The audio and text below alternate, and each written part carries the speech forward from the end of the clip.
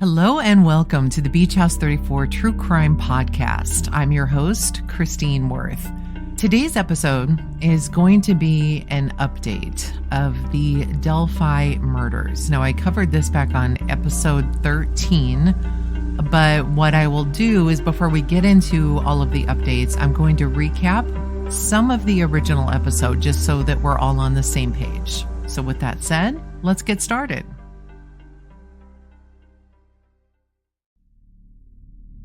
On Monday, February 13th, 2017, at 1:30 in the afternoon, Abigail, known as Abby Williams, who was 13, and Liberty, known as Libby German, who was 14, were dropped off at the Monon High Bridge Trail in Delphi, Indiana. They were only going to be there for a few hours. Family members were supposed to pick them up at the same location that they were dropped off at, around 5:30 that night. While they're there, Libby takes a Snapchat photo of Abby walking along the high bridge, which crosses over Deer Creek. When 5:30 came around and it was time to pick up the girls, they weren't at the meeting spot, so family members went to go look for them. After quite some time, and very worried by this point, they decide to call the police and report the girls missing. The girls were not found until the next day around 12:15 in the afternoon on February 14th. Two bodies were located less than 2/10 of a mile upstream from the high bridge along the edge of Deer Creek. Now, the following day, on Wednesday, February 15th at 6:15 p.m., the local news released the photo of a man that was photographed walking along the trails around the same time the girls went missing. The photo that was circulated was incredibly blurry, but it showed a man wearing jeans, a navy blue jacket, and some kind of hat or cap. Now, this photo, it was spread across multiple media outlets across the state and even went nationwide. On the 22nd of February, police gave a public statement, and they said that it was Libby German who had taken the photo of the man in the blue coat walking along the bridge. Not only that, but she started recording audio when she realized that she and Abby were in trouble. Part of the audio from that video that Libby took is probably very familiar to you. It's a man's voice saying, "Down the hill." Guys, down the hill. She was a quick thinker who not only felt the need to take the photo, but also started recording video. While the police, FBI, and other law enforcement agencies aided in the search for the girl's killer, thousands and thousands of tips flooded the office in Delphi. Now, a lot of these tips led to the police investigating various people. But in the original episode that I had recorded, you'll remember that one of those that was interviewed was a 77-year-old man named Ron Logan. Now, Ron Logan was the owner of the property where the girls were found. When he was first interviewed, he said that he was stunned that something like that could have happened on his property. But then, a few weeks later, the police paid him a visit yet again. But this time, nearly 15 officers, including deputies, state police, the FBI, they all arrived at Ron Logan's home around 11:30 in the morning. Now, the police stated to the press that they were, quote, just following up on some tips and interviews and leads that they had gotten, and that they're trying to clear him or see if he's more of a suspect than what we originally thought. Now, Ron did end up being arrested on a probation violation, and this was because he had been found driving his vehicle. He had had a drunk driving conviction that prohibited him from even having access to a vehicle, much less driving one. But he had in fact driven to the Carroll County Transfer Station, which is a place where Delphi residents can drop off trash and recyclables. He did this on the same day the girls went missing. Now, Ron Logan, he, of course, was arrested for this because he was driving and wasn't supposed to be driving. He did have a court hearing shortly after his arrest, and he pled guilty to being a habitual traffic violator. He also had some pending charges of providing false information and obstructing justice, but these were dropped after he entered a plea. Now, the warrant on Ron's property covered not only his house, but his vehicles, the buildings outside his home, and the entire property itself, which actually spans all the way to the creek where the bodies were found. Now, that being said, the investigators that were on Ron's property were actually there for well over 6 hours.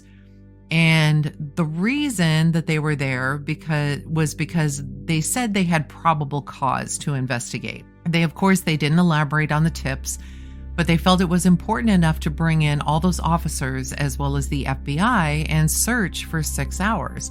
Now, Ron was never charged in anything related to the girl's murder.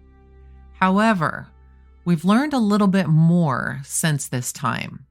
The podcast, The Murder Sheets, received a copy of the original search warrant for Ron's property, which contained commentary by an FBI agent. Now, what we found out since then is that the girls were located approximately 1,400 feet from Ron Logan's property. According to the search warrant for his property, when the girls were found, they were found dead by wounds caused by and this was redacted, weapon, and that a large amount of blood was lost by the victims at the crime scene. Because of the nature of the crime, it would be, quote, nearly certain that the perpetrator would have gotten blood on his clothing. In the search warrant, it also states that Logan was of about the same size and build as the man in the video taken by Libby. However, the voice of Ron and the voice on the tape do not match, according to the affidavit. And this leads me to ask, well, does this then lead to a second perpetrator? It was also discovered that again, this was redacted, it was an item, that one of these items of one of the victims was missing from the crime scene, while the rest of their clothing was recovered. It also appeared as though the girls' bodies had been moved or staged. As the FBI agent who reported on this finding stated, quote, "Based on my training and experience, it is common for perpetrators of this type of crime to take a souvenir or in some fashion memorialize the crime scene, whether by photos or electronic or digital methods that are then downloaded for later viewing, scanning, or copying." The girls had no visible signs of a struggle or a fight. While investigating Ron Logan's home, they did locate unknown fibers and unidentified hairs. They did find that he owns numerous weapons, including handguns and knives. Now, on the day that the girls were found, at about 9:20 that morning, before the girls were found, Ron Logan contacted his cousin, and his name was redacted, and asked his cousin to tell the police that his cousin came to Logan's home between 2 and 2:30 p.m. on the 13th, and this is the day that the girls went missing, to pick him up. Ron further told his cousin to say that they both drove to an aquarium store in Lafayette, which is about 22 miles away, and would take about 30 minutes to get there. He then told his cousin to say that they got back to Logan's house between 5 and 5:30 p.m. Now, in Ron Logan's home, there was a receipt dated February 13th with a checkout time of 5:21 p.m. Officers interviewed Logan, who said that he was picked up by his cousin around 3 o'clock in the afternoon and then taken to the aquarium store in Lafayette. When he was done, he said that he was driven straight home. These statements were found to be factually false and intentionally designed to deceive the officers. The cousin did tell officers that he was with Logan on the 13th and that he drove Logan to the aquarium store in Lafayette. 2 days later, however, this same cousin was interviewed by yet another officer about this tip, and he told the officer that he had lied when he was first interviewed, that Ron wanted him to lie and say that he had driven him. He said that Ron had never asked him to lie for him in the past. He knows that Ron has driven his vehicle while on probation and was or is prohibited from doing so.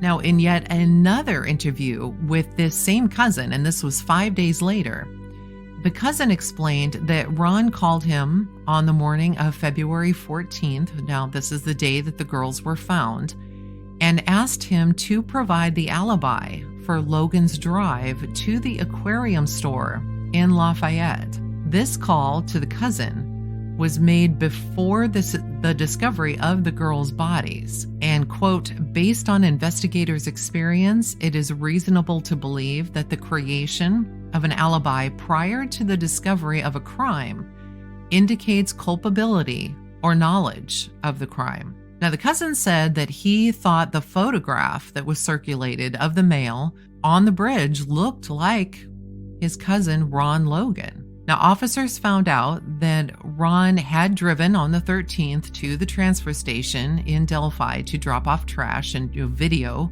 actually shows this. And this happened at about 11:53 to 11:58 in the morning on the 13th. And the girls were not dropped off until about 1:30 that afternoon. Ron didn't ask his cousin to give him an alibi for his drive to the transfer station on the 13th. He only asked him to provide an alibi for the trip that would have occurred at the same time of the apparent abduction of the girls. Now, another witness, whose name was also redacted, was interviewed by officers and said that she had met Ron Logan, about 7 or 8 years ago, and that she was in a personal relationship with him for a couple of months. She would stay in his home on the weekends. She left after Ron became physically abusive. She further said that Ron continued to stalk and harass her after their breakup.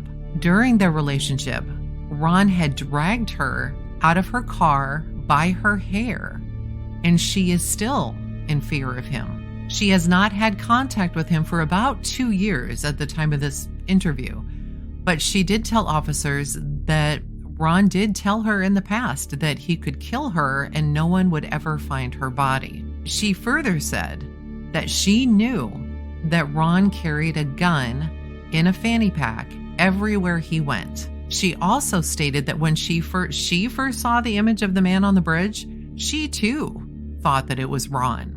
Now, Ron's cell phone data revealed a text message that he sent from his phone at 7:56 p.m. on the evening of the 13th. The location of the phone indicates that he was likely outside his residence and in the proximity of where the girls' bodies were located.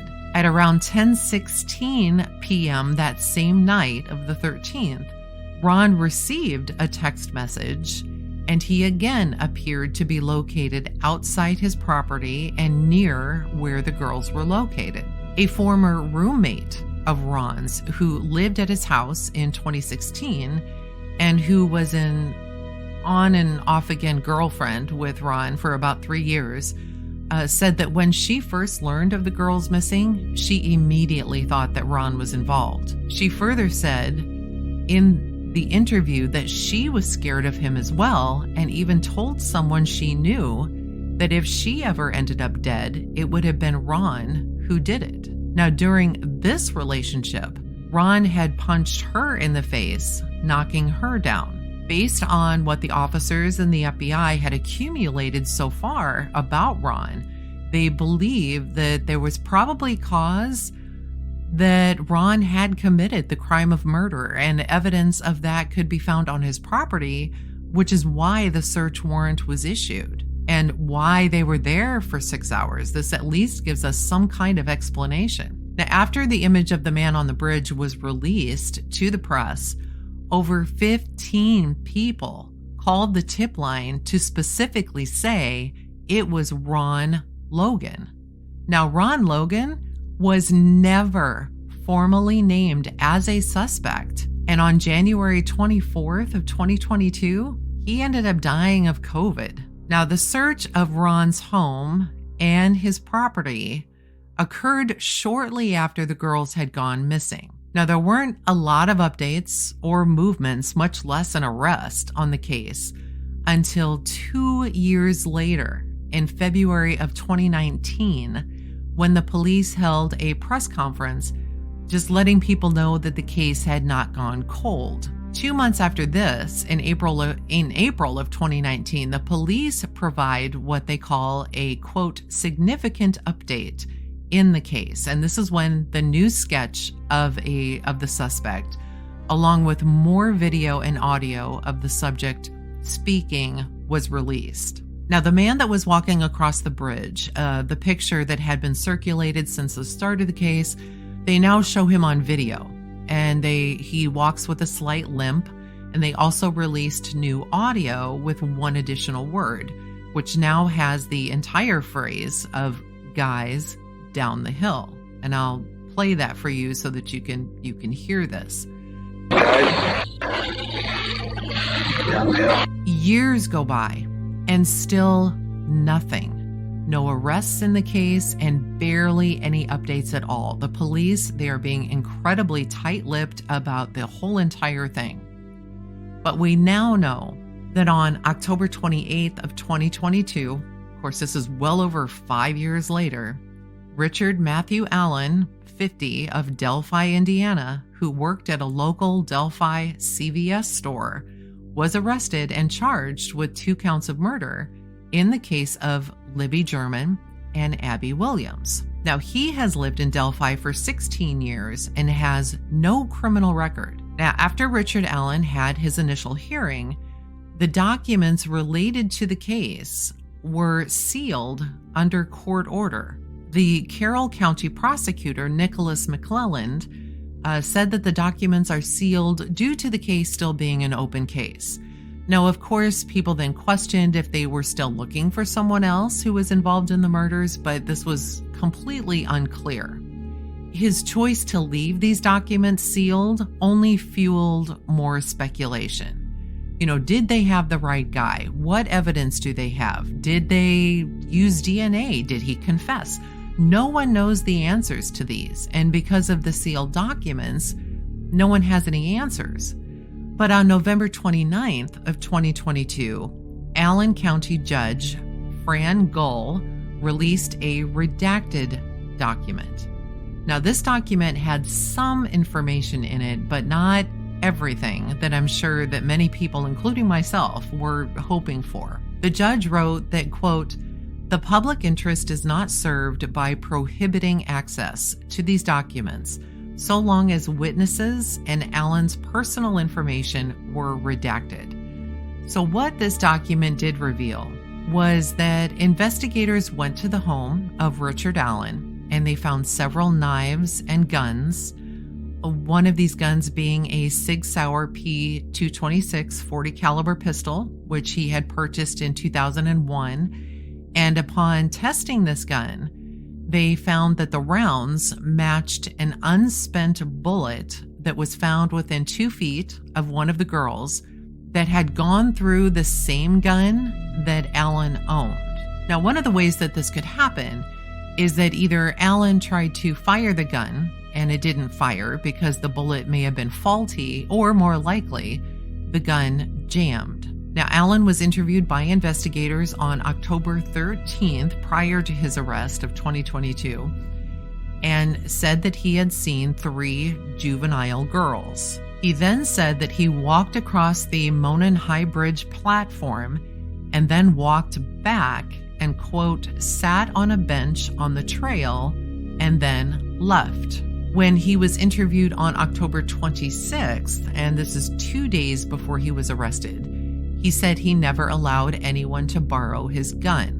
What's disturbing, though, is that according to the unsealed affidavit, is that investigators were, quote, reviewing prior tips, and they had found that Alan had in fact been interviewed by someone in 2017. He even stated at that time that he was there. He was walking on the trail when he saw 3 females at Freedom Bridge, but he didn't speak with them. He then walked from Freedom Bridge to Monon High Bridge, but didn't see anyone, and that he was busy, quote, watching a stock ticker on his phone as he walked. He also told them that on that day, he had been wearing blue jeans and a blue or black Carhartt jacket. When the police interviewed Alan's wife, she confirmed that he does own a blue Carhartt jacket. So where is the jacket? Do the police have it? Did he get rid of it? Did his wife help him get rid of it? Again, nothing about the whereabouts of this jacket is mentioned in the affidavit.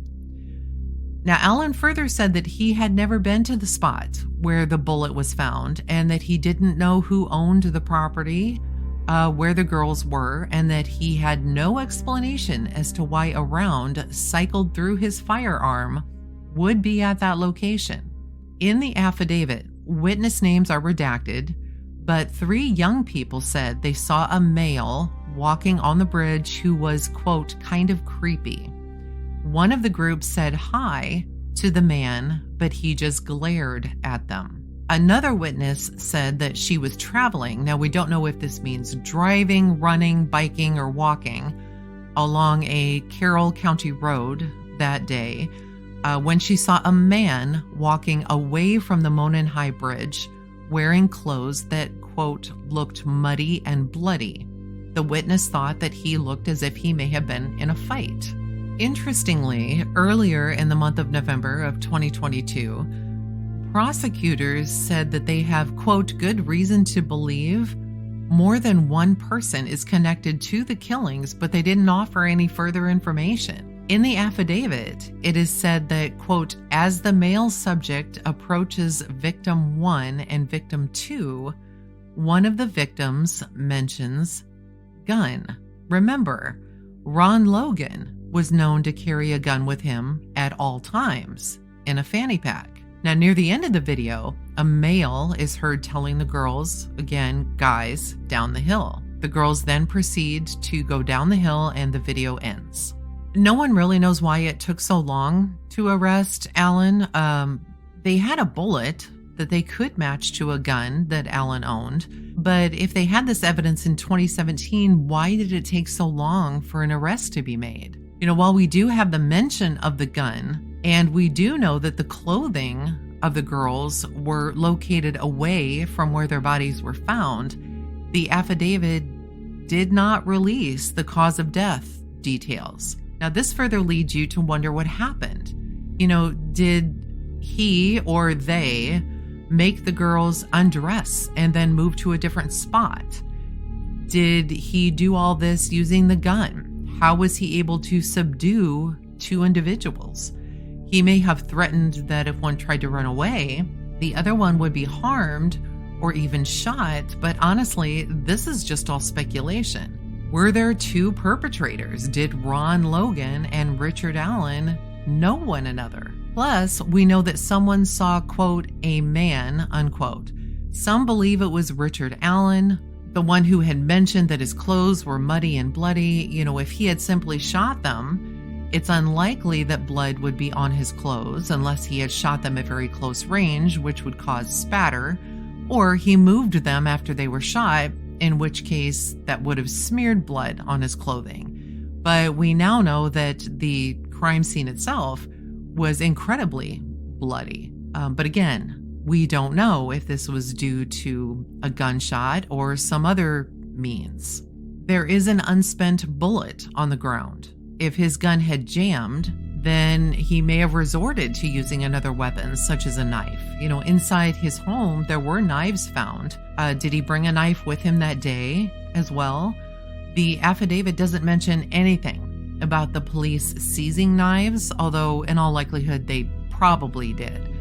The thing is, we don't know what the witness meant when they said that this man's clothes were bloody. And I keep referring to him as the man because we all want to assume that, hey, she's talking about Richard Allen. But what if she's talking about Ron Logan? Were these clothes smeared with blood? Was it concentrated in one area? What exactly did they see? Again, the affidavit doesn't mention any of this.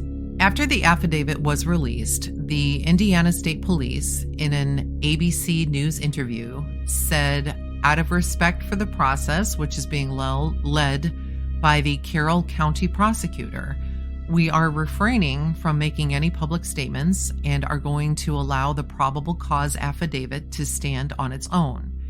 As this continues to be an active and ongoing investigation, the Indiana State Police will continue to provide any and all resources available to assist in the prosecution of this case. On December 2nd of 2022, and this was literally as I'm recording this just a few days ago, the judge appointed in the Delphi case issued a gag order. Now, this gag order bars attorneys, law enforcement, court personnel, the coroner, and the family members of the girls from commenting on the case to the public and to the media directly or indirectly by themselves or through any intermediary in any form, including any social media platforms. And anyone found violating this order could be charged with contempt of court and face a fine or incarceration. The judge is also considering a change of venue request. So the defense wants to hold the trial at least 150 miles away from Delphi. Now, on December 1st, prior to this gag order, the attorneys for Richard Allen released a statement. And part of the statement reads, quote, "He is innocent and completely confused as to why he has been charged with these crimes."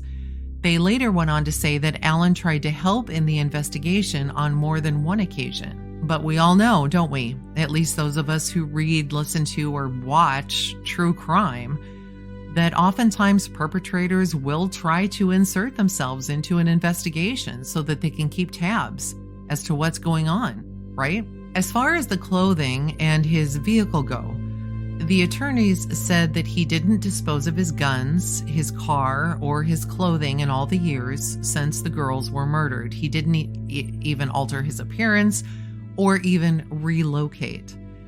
So at least this answers the question as to what happened to his clothing, sort of.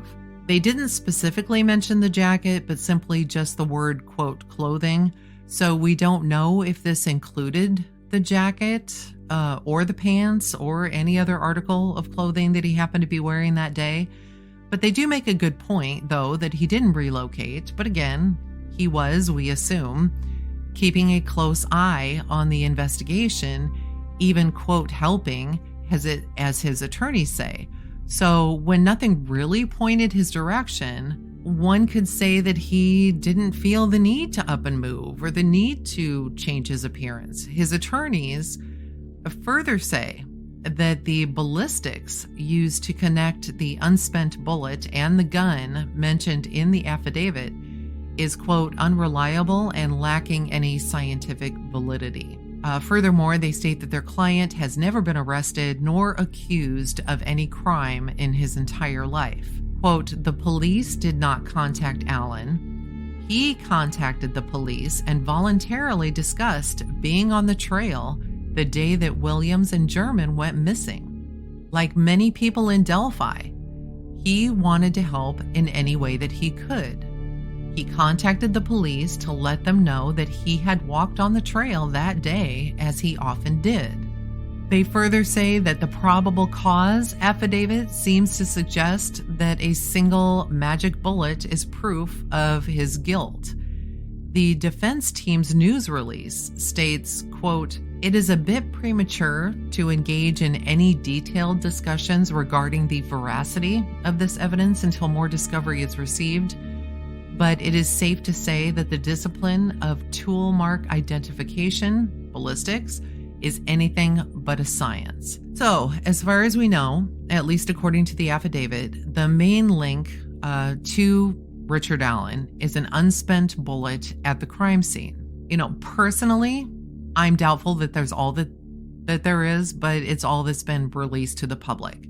Now, his court date, which was originally scheduled for March 20th of 2023, is now set for February 17th of 2023.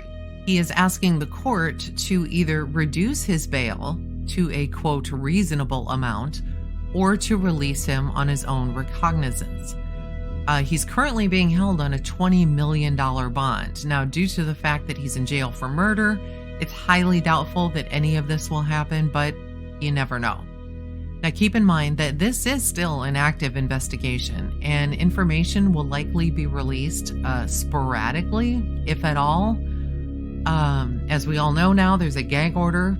If anything does come out, it's going to be relatively minor, but we'll just have to wait and see until February and find out what happens then, at least regarding bail. As usual, I'll keep updating as more in-depth information becomes available. Thank you all for listening. You are appreciated so much.